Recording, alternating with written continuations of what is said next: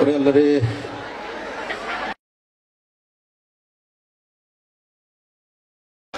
আল্লাহ রে, ওরে আল্লাহ, এত শীত কিসের জন্য?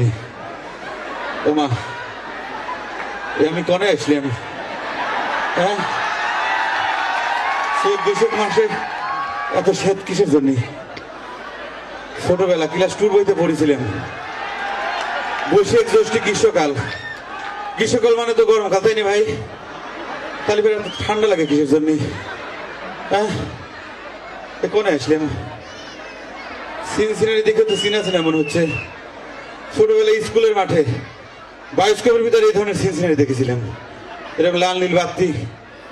পাল্লা ও ভাই, এই জায়গাটার নাম কি ভাই? New York. নিউ মানে তো নতুন, সেটা নয় বুঝলাম, কিন্তু ইয়র্ক মানে কি ভাই? আচ্ছা, ধরে নিলাম যে ইয়র্ক মানে হচ্ছে জায়গা, নিউ ইয়র্ক মানে হচ্ছে উল্টে, মানে নতুন জায়গা। কিন্তু এই জায়গাটার নাম উল্টে জায়গা হলে পরে ভালো হতো, কারণ গরমের দিনে শীত লাগতেছে খুব, বুঝছেন ভাই? আসল কথা হইলো কি জানেন ভাই? আপনারা কি আমার কথা শুনতে পারতেছেন? শুনবেন কেমন করে? আমি তো আর দুনিয়াত নাই ভাই, আমি মরে গেছি বহুত আগে। আমার পরিচয় তো আপনারা জানেন না। আমার নাম হচ্ছে মরহুম বহর আলী, আমার আব্বার নাম নজর আলী, গ্রাম সিকনাই, থানা চাটমোহর, জেলা পাবনা। দুঃখের কথা কি খবরে ভাই, আমাদের গ্রামের লোকজন আমাদের হিংসে খায়, হার কিপটে খাওয়া ডাকে। আমার যে ফুবিয়ে ভাই কুল্লা, সে কি করেছে জানেন ভাই? চক্রান্ত করে, ষড়যন্ত্র করে আমার বাপের সমস্ত সম্পত্তি নিজের নামে লেখা নিছে ভাই। আমি মনের দুঃখে ভাই গলায় দড়িতে আত্মহত্যা করেছি ভাই, আত্মহত্যা করি। বললাম এটা উল্টে জায়গা হলে কি হবি? এখানেও তুই গাছের থেকে ফল পড়ে, এই তো, তাই তো, বাহ, ফাইন তো। লাইলা সন্ধিকে ঠিকই মনে করেছিলাম, তোর বহর ছাড়া আর কেউ হব না। কেন মরা মরিয়ে? মরার পরেও তোর খাইসলত বদল হয় নাই। ফলটা পায়ে চুরি করে ফেলাইছু। ফল দে, দেখো শিবানী, মুখ সামাল করে কথা কবে কিন্তু গলাম। আমি রাস্তার উপর ফলটা পরে পাইছি, ধরে খাইছি। এটা তো করে বাড়ি না, তো করে জমি দাতি না, তো করে গাছ না, যে কবিতে তোকার গাছের ফল পুড়িয়ে পাইছি। আরে রাস্তার উপরে ফল পড়ে থাকলে সেটা তোকারে খাওয়া যায়, পরেরটা খায় খায় জিভে লম্বা হয়ে গেছে, তাই না? মরা মরি করে কর। তাহলে তুই না বাইসে থাকতে আমাদের বাগান থেকে আবার একটা ইটে চুরি করেছিল, মনে নাই? মনে করছে, ভুলে গেছি। দেখ দেখ দেখ শিবানী, তুই কিন্তু পায়ে পাওতে ঝগড়া করতেছ কেন? শিবানী, তুই এখানে আসবি কেবা করিয়া? তুই না বিষ খায় আত্মহত্যা করেছিল। আমি এখানে আসলাম কিরকম করে সে কথা আমি তোকে কবো কে? তুই এখানে আইছো কিরকম করে সেই কথা আগে আমাকে কর। সেটা বিরাট বড় একটা হিস্টোরি রে শিবানী। তুই তো মরে গেছিল, তুই কিছুই জানিস না। আমার ফুফেদা ভাই গোল্লা চক্রান্ত করে আমাদের মাথায় বাড়ি দিছে রে। আমার বাপের সব সম্পত্তি নিজের নামে লিখে দিছে। খুব খুশি হয়েছি। তুই যেমন তোর সমস্ত ভাইয়ের ভাগ মুছে দিয়ে একা একা সব ভোগ দখল করতে চাইছিল, সেরকম তোর পিসি সামাল তোর মুখে ছাই দিয়ে সব সম্পত্তি নিজে দখল করেছে। ওই যে কথায় আছে না, লোভে পাপ, পাপে মৃত্যু। হ্যাঁ, কথা এটাও আছে, ইল্লত যায় না মইলে আর খাসলত যায় না দুলে। তুই মরে ভূত হয়ে গেছু, তারপর আমার হিংসে করার খাসলত তো তোর যায় নাই।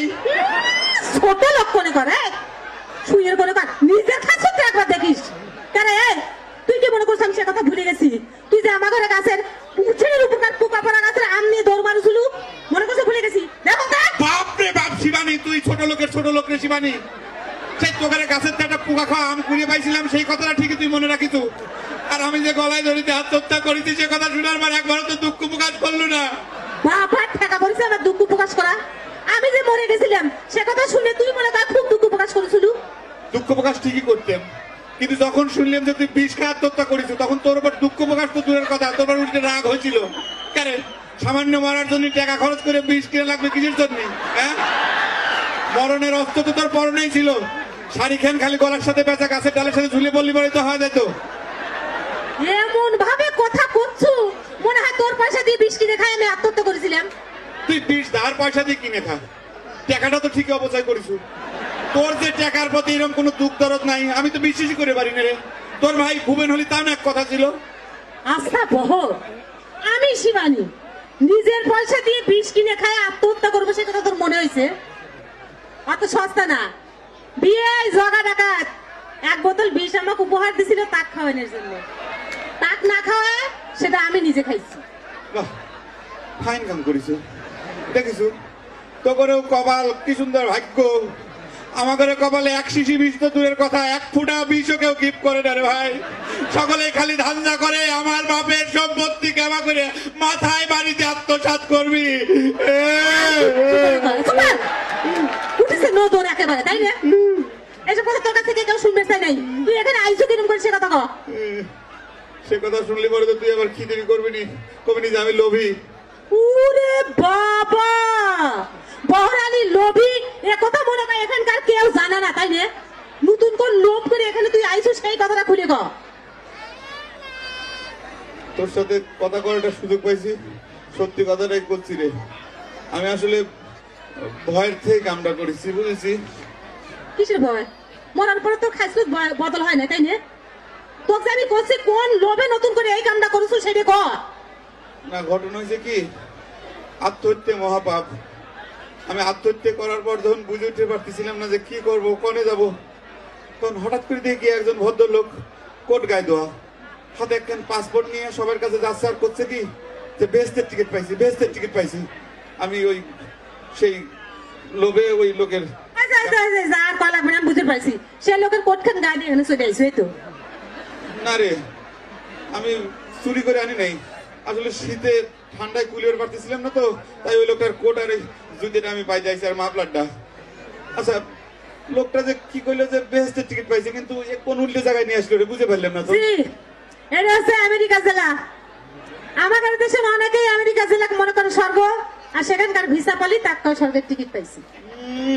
স্বর্গ না ঘোড়ার ডিম, মানুষজন কেউ কোনো কথা কয় না। মানে গরমের দিনে শীত, শীতের দিন গরম, সবকিছু উল্টে পাল্টা, মানে পুতুলের মতো, মানে তো করে দেবদেবীর মতো মনে হয় যে চাবি দিয়ে সাইডে দিছে আর চলতেছে। এই চুপ করে থাক। তাও এই জায়গায় ভালো, এখানে আইন কানুন আছে। তোখানে বাংলাদেশের মতো এত রাম রাজত্ব নাই, যা যা ইচ্ছে করে বেড়াচ্ছে। তো পিসি সাল একবার কি করেছিল, আমার কাছে সব গুনে ডাব খায় খোলা গুনে উঠছেন ভরে সিটা রাখেছিল। এই রাম রাজত্ব এই আমেরিকা জেলা চলে না। এখানে সবকিছু আইন কানুন মানি চলে। গাড়ি ঘোড়া হলে পর্যন্ত কি পরিমাণ আইন কানুন মানি চলে, বাতাস আকাশ সবকিছু ঝকঝকা তকতকা। তারপরে তুই যত কথাই কোস, আমাদের দেশটাই ভালো। আমরা যত আইন না মানি, মারামারি করি, ঝগড়াঝাটি করি, তারপরে একজনের পর আরেকজনের মানে মায়াটা তো আছে। ওরে বাপরে, ঘোড়ার ডিমের মায়া আছে, মারার বায়া করতেছো, তাই না? একজনের প্রতি আর একজনের যদি মায়াই থাকতো তাহলে ভাই ভাই ভাইয়ের বুকে গুলি করে রে। বাস শুনতে মানুষ আগুন দিয়ে পুরা মারে, একসাথে 7 জন মানুষের কাটিয়ে নদীর ভিতরে ডুবা রাখে। এই দেখ তুই কিন্তু আবার মানে মিজাজ গরম করতিস, ঝগড়া বাধা দিচ্ছ। আচ্ছা দরকার নাই, মেলা দিন পর দেখা হয়েছে, একটু ঠান্ডা মাথায় কথা কই। আরে শিবানী, তুই কেমন করে এই জায়গা আসলো রে, এই উল্টি জায়গা? সাদে তোর মরার বাংলাদেশে কি মরেও শান্তি আছে নাকি? মরার পরে জম আমাদের নিয়ে ভগবানের কাছে যাবি, ভগবান তো আবার বাংলাদেশে থাকে না, থাকে হচ্ছে ইন্ডিয়ায়। ওসব কোনো কথা না। আমার মনে হয় কি জানিস শিবানী, তোকে ভগবানের হেড অফিস হচ্ছে ইন্ডিয়া। হলের পরে ভগবান বাংলাদেশে থাকবে কিরম করে? যে হারে দেব দেবীর উপরে অত্যাচার তুলা করতেছি, সেজন্য ভগবান এখন ইন্ডিয়ায় থাকে। যাকে যে কথা বলছিলাম, মরার পর জম আমার ঘরে নিয়ে বসে রয়েছে, ভগবানের ধরা বাঁধা কথা আসবি, এর ভিতরে পড়ে গেল হরতাল। আর এখনকার হরতাল মানে তো বুঝিস ভাই, বোমা গুলি আগুন। ভগবান সাফ সাফ জানাই দিল, এখন বাংলাদেশে আমি যাইতে পারবো না, যে কয়টার প্রাণ হরণ করেছে ইন্ডিয়া নিয়ে এসে জমা দিয়ে যাও। জমও সে কথা মতো আমার ঘরে নিয়ে রওনা দিছে ইন্ডিয়ায়, যাতে যাতে পথ ভুল করে এই আমেরিকায় চলে আসছে। বুঝিস নাকি, জমও তো বুড়ে মানুষ, বয়স হয়েছে না। ওসব বয়স টয়স কিছু না। আমার মনে হয় কি জানিস, তোগারে ভগবান হচ্ছে ভীতু প্রকৃতির। কারে আমাদের দেশে কত মারামারি হচ্ছে, নিত্যদিন হরতাল হচ্ছে, আমরা ভয় পাই না, সে ভগবান হয় ভয় পাবে কিসের জন্য? ভয় পাবি না কিসের জন্য? ভগবান কি তোর মতো মাংস খায়, পেঁয়াজ রসুন খায়? মারামারি ছাড়া একটু কিছু হলে সাথে সাথে তুই একেবারে বাংলাদেশের গুণগান শুরু করে দিস, তাই না? কারে দেশের গুণগান করবো না কিসের জন্য? যে দেশটার জন্য লাখ লাখ মানুষ হাসতে হাসতে জীবন দিছে, সেই দেশের যদি মানুষের গুণগান না করি তাহলে বলতে বেইমান হয়ে যাওয়া লাগবে রে, মরে ভূত হয়ে যাবে পারি। কিন্তু এ কথা কি ভুলা যায় রে? আমি দাম দিয়ে কিনেছি বাংলা, কারোর দানে পাওয়া নয়। দাম দিছি প্রাণ লক্ষ কোটি, সাক্ষী আছে জগৎময়। চুপ করে থাকে। যে দেশের এত রক্তের দামের কথা কই গান করছু, সেই রক্তের দামের কথা কয়জন মনে রাখছিল তুগারে দেশের লোক? যে দেশের মানুষ বুকের রক্ত ঢালি দিয়ে স্বাধীনতা আনিছিল, জাগারে বেঈমানের জন্য এই বাংলাদেশে রক্তের গঙ্গা বয়ে গেছিল, তাগারে যখন বিচার বাংলাদেশে করবে যায়, সেই দেশে হয় হোলি খেলা। সেই বাংলাদেশের মানুষের নিয়ে তোর আবার বড়াই করিস, তাই না? কেন শিবানী, তুই মানুষের দোষ দিচ্ছ কিসের জন্য? রাজনীতির নামে ইতিহাস বদলানোর চেষ্টা তো বছরের পর বছর ধরে হয়ে আসতেছে, তারপরও কি ইতিহাস ভুলিনে যায় রে? আমার কথা বিশ্বাস না হয় এখানে যারা বসে আছে তাদের কাছে জিজ্ঞেস করে যায়, ভাই ইতিহাস কি বদলে যায়? আমার কারো কাছে জিজ্ঞাসা করে শোনা লাগবে না। বাংলাদেশে যেসব অনাচার হচ্ছে সেটা দেশে দেখে শুনে ভগবান নিজেই একেবারে বধির হয়ে গেছে। দেব দেবতারা কহবুলা করতেছে, বাংলাদেশে যেভাবে নরকে পরিণত করার জন্য লোকজন উঠে পড়ে লাগছে, সেখানে মনে হয় ভগবানের আইন কানুন নিয়ম কিছু কাটতেছে না। হ্যাঁ, আমাদের বাংলাদেশ গরিব দেশ তো, সেই জন্য তো করে ভগবান খালি ফটর ফটর করে। কেন তুকারে আমেরিকায় এই যে বাচ্চা করে স্কুলের ভিতরে ঢুকে বিরাট ফায়ার করে কত বাচ্চাকে মাইনে ভাড়া দিচ্ছে, সে কথা তো করে ভগবান চোখে দেখে না। কথা শিরা না, আসল কথা হলো কি জানিস শিবানী? বললাম তো তুকারে ভগবান হচ্ছে নিরামিষ খাওয়া ভীতু পাবলিক। যত চেষ্টাই করুক এই দেশের মানুষ কোনদিন এই দেশের ইতিহাস বদলাবে পারবি না রে, ইতিহাস শেষ হয়ে যাবি না। রাগ করে আমি যত কথাই কই রে বহু, আমিও তো সেটাই চাই যে দেশের মানুষ মুখের ভাষার জন্য হাসতে হাসতে জীবন দিয়ে দেয়, যে দেশের মানুষ স্বাধীনতার জন্য বুকের রক্ত ঢালিয়ে দেয়, তাকে দেখে সারা পৃথিবীর মানুষ কিসের জন্য সেলুট করে কথা কর বদলে টিটকারি দিয়ে কথা কবি ক। কিছু কিছু মানুষের তুচ্ছ স্বার্থ চরিতার্থ করার জন্য কিসের জন্য বাংলাদেশের এত বীর সৈনিকের রক্ত বৃথা হয়ে যাবি? ক ভাই ক, তুই ক না রে শিবানী, কিছুই বিধা হবি না, কোনো কিছুই জলাঞ্জলি যাবে। এখানে যত বাঙালি আছে খালি এখানে কিসের জন্য?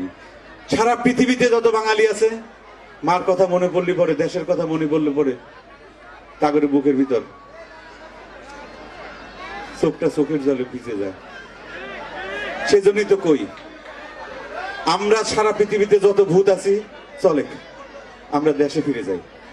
প্রত্যেকটা মানুষের শুধু একটা কথা মনে করা দিই, 52তে মুখের ভাষা কিনছি বুকের খুনে রে, বরকতেরা রক্ত দিল বিশ্ব অবাক শুনে রে, দিছি রক্ত জন্মাবধি সাগর সাগর নদী নদী, রক্তে বাংলা লাল কইরাছি সেই কথা তো মিথ্যা নয়।